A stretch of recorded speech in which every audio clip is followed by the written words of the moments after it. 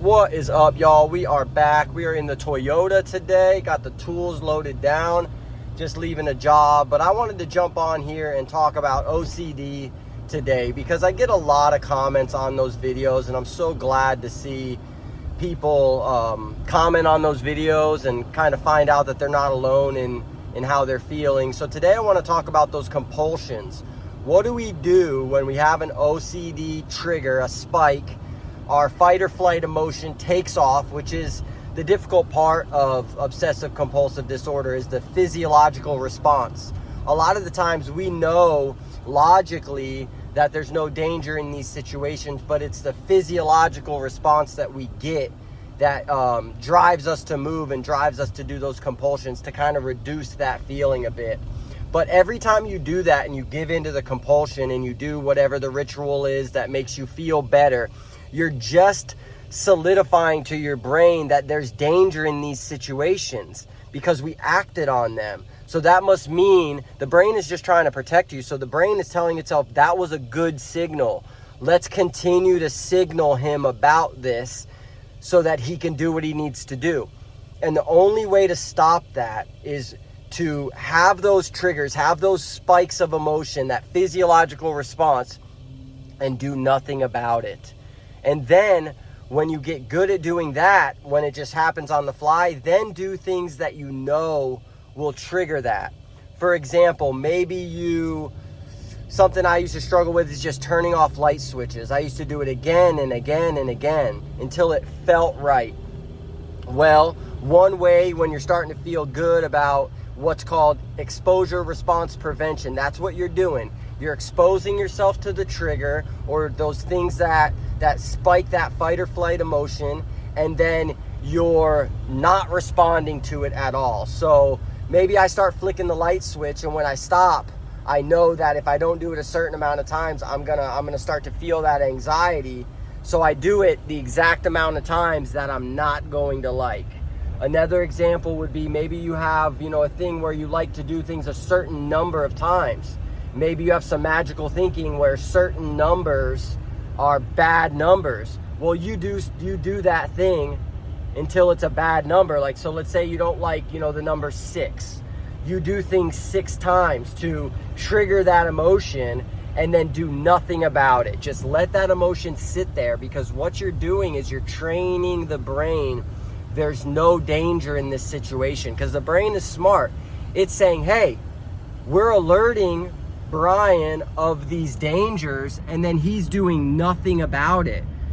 After enough times, the brain's going to say, okay, this is not a signal that we need to send, because it's not a signal that the host reacts to. And that's what you're looking for, because those spike in that physiological response, that'll still happen, but then it'll come down much, much faster, because the brain is going to work with the body and say, hey, we didn't need to send that signal. Let's calm down. Let's stop sending such strong signals, until eventually you'll feel the spike and boom, it'll go away just like that.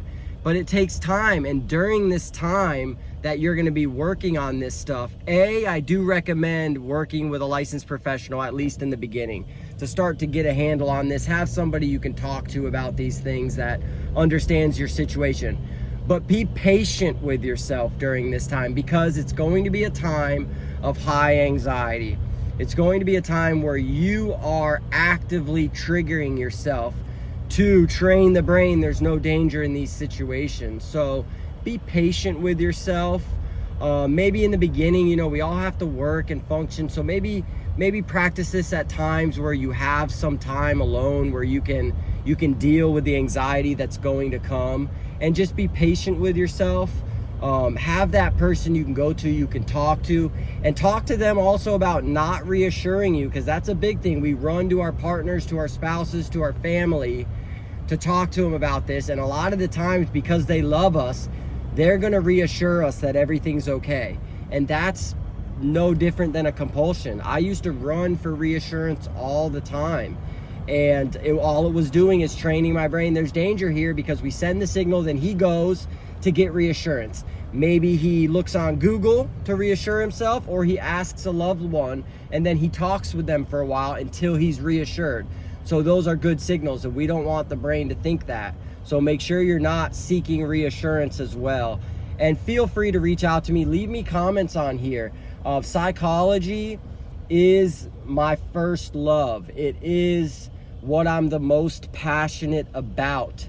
It's hard to make money in it, so that's why I do what I do in terms of the YouTube, and I talk about it because I want to spread awareness about OCD, about what it truly is, and I want people to not feel alone, because that was the biggest thing for me. For the longest time, I just felt alone. I felt like the only person dealing with this, and it wasn't until I met a doctor around the age of 13 or 14 that really tried to hammer home the fact that, dude, you are not the only person dealing with this, and you are not alone. You're not an outcast. You're no different than anybody that deals with some other mental health situation. So be patient with yourself, love yourself, be good to yourself. I love you guys. God bless. Leave a comment, like, and subscribe. We're almost to 1,000 subscribers. You know what I'll do when we hit 1,000?